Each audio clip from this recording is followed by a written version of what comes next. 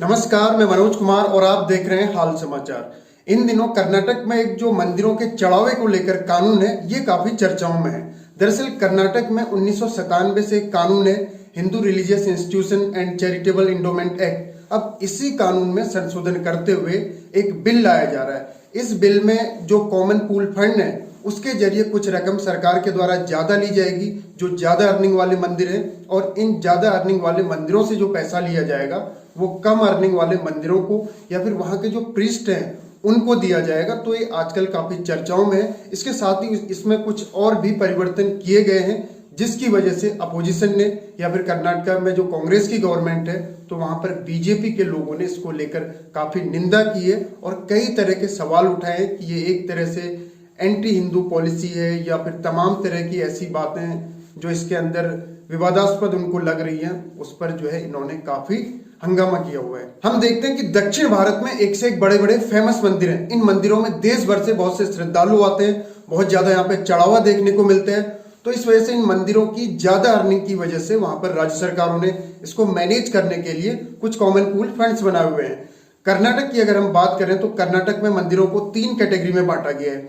इसमें category A जो है, इसको ग्रेड ए भी बोला जाता है। इसमें जैसे वो मंदिर आते हैं जिनकी अर्निंग 25 लाख से ज्यादा हो, और इस कैटेगरी में ज्यादातर ऐसे मंदिर हैं जो करोड़ों में कमाई करते हैं। और इसी में एक दूसरी कैटेगरी है जिसको ग्रेड बी भी बोला जाता है। तीसरी कैटेगरी आती है कैटेगरी सी, ग्रेड सी भी बोलते हैं इसको।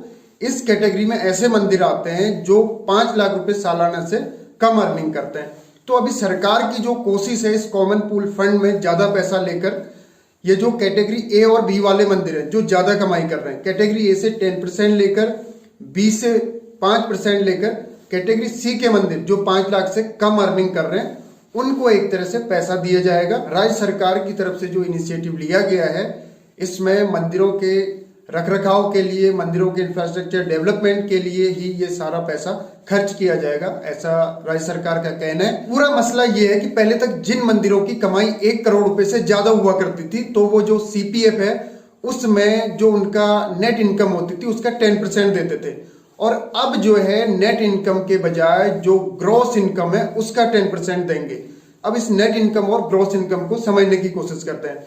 मान लीजिए किसी मंदिर ने 1 करोड़ रुपए की सालाना कमाई कर ली, अब उसने उसमें कुछ पंडित को दे दिया, या फिर कुछ जो बाकी का स्टाफ है उसको दे दिया, या फिर कुछ अन्य मंदिर से जुड़ी हुई सामग्री ले ली, तो अब इस मंदिर के पास बचे 80 लाख रुपए, यानी इसकी जो नेट इनकम है वो 80 लाख रुपए बची।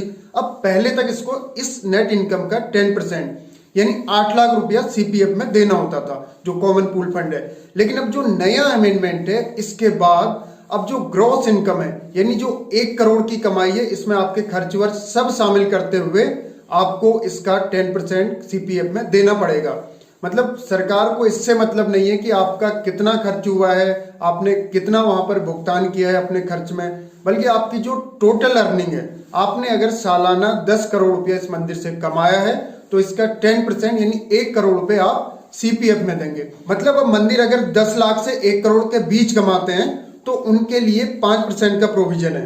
मतलब कोई मंदिर मान लीजिए 20 लाख रुपए कमा रहा है, तो वो सीपीएफ में अपनी टोटल अर्निंग का 5% यानी कि 1 लाख रुपए जमा करेगा। सरकार का ये कहना है कि सीपीएफ में जो भी पैसा आएगा उस पैसे को सरकार अपने कामों में खर्च नहीं कर रही है, बल्कि इन्हीं रिलीजियस कामों में खर्च करेगी। जैसे जो प्रीस्ट हैं उनके बच्चों को स्कॉलरशिप देना हो, या फिर जो मंदिरों का मेंटेनेंस हो, या फिर इस तरह की जो इंफ्रास्ट्रक्चर से रिलेटेड एक्टिविटीज हैं, उनको भी इसी पैसे से किया जाएगा। अब ये जो बिल लाया गया, इस बिल का सेक्शन 25 बड़ा रोचक है। इस सेक्शन 25 में है कि जो मंदिर हैं उनको एक मैनेजमेंट कमेटी बनानी होगी। इस मैनेजमेंट कमेटी में 9 मेंबर होंगे।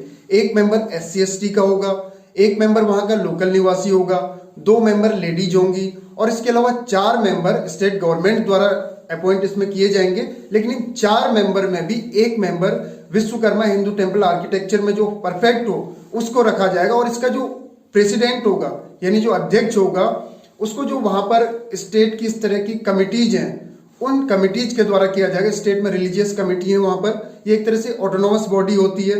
मंदिर से रिलेटेड जितने भी इस तरह के रिलीजियस मामले होते हैं उन पर ये एक तरह से डिसाइसिव होती है।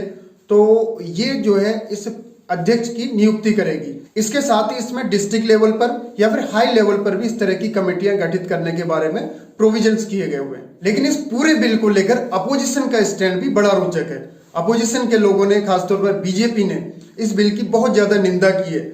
बहुत से लीडर्स का ये कहना है कि एक तरह से एंटी हिंदू पॉलिसी है। बहुत से लीडर्स का ये कहना है कि मंदिरों को लूटने का प्रयास किया जा रहा है। सरकार के द्वारा मंदिरों से ज्यादा रेवेन्यू लूटा जा रहा है। पहले तक लोग अपने खर्च काट के हिस्सा दिया करते थे, लेकिन अब उनके खर्च को भी शामिल करते हुए उसका 10% लिया जा रहा है। तो ये एक तरह से मंदिरों को लूटने की कोशिश है। इस तरह के तमाम एलिगेशन जो है विपक्ष के द्वारा लगाए जा रहे हैं। लेकिन ऐसा नहीं है कि कर्नाटक में ही मंदिरों को मैनेज करने के लिए इस तरह के कानून हैं या इस तरह की समितियां हैं। केरल में हम देखते हैं देवस्वम बोर्ड है। इसके अलावा तेलंगाना में भी इसी तरह का मॉडल है। एक तरह से कर्नाटका का मॉडल तेलंगाना मॉडल से काफी मेल खाता है।